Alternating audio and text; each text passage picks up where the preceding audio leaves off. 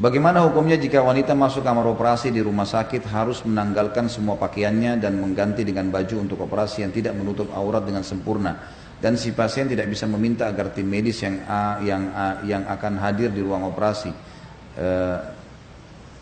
nanti adalah wanita semua.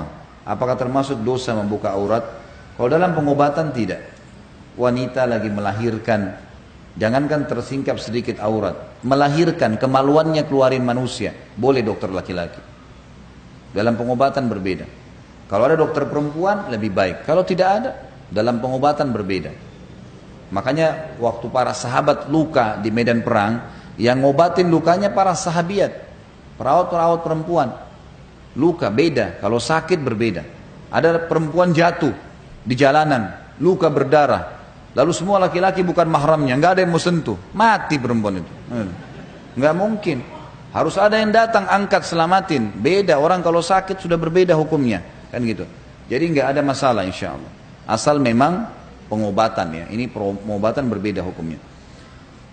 Jika wanita jalan sendiri pergi ke suatu tempat dengan menggunakan taksi atau bajai, apakah itu termasuk berkhalwat dengan si supir?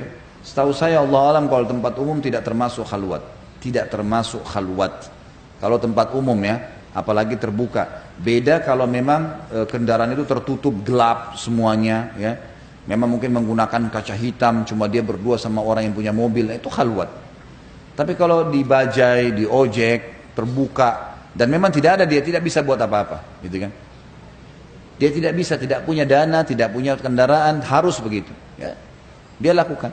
Nabi SAW pernah menaikkan Asma binti Abi Bakar, istrinya Zubair bin Awam radhiyallahu anhu majma'in, itu di atas unta beliau, gitu kan? Dan Nabi SAW membawa unta itu. Waktu tiba di rumahnya Zubair, Nabi SAW turunkan Asma, pas turun Zubair keluar. Zubair ini orang yang cemburuan luar biasa. Asma ketakutan, lalu mengatakan Rasulullah SAW yang mengajak saya. Zubair lalu tersenyum dan mengatakan, apakah pada Rasulullah saya akan cemburu? Gak ada kecemburuan pada Nabi. Ini orang saleh, gak mungkin gitu loh. Kan gitu. Jadi Allah alam. Kalau memang darurat ya, kita bicara darurat. Tolong difahamin. Sekali lagi darurat. Tidak bisa pakai transportasi lain. Tidak ada teman yang bisa temanin. Tidak ada dan seterusnya. Memang tidak ada dana, tidak ada. Itu lain. Dia harus cuma bisa naik ojek saja atau naik bajai. Terbuka, bisa terlihat oleh orang-orang, itu nggak ada masalah. Termasuk taksi. Ini sudah menjadi fatwa ulama. Di Saudi juga banyak wanita yang naik taksi, gitu kan? Seperti itu, Allahu alam. Walaupun ada peringatan ulama tentang masalah supir. Nah ini biasanya memang yang panjang lebar ulama ajarkan. Kalau supir, apalagi mobilnya kacanya hitam semua, cuma dia berdua, nah ini masih dibahasakan khalwat. Tapi kalau terlihat jelas, tidak ada masalah, transparan, itu kan orang tahu apa yang terjadi dalam kendaraan, itu tidak ada masalah. Apa hukum bekerja di sebuah perusahaan speaker yang menjual speaker ke hotel, acara, masjid maupun acara pernikahan? Sama dengan hukum menjual TV.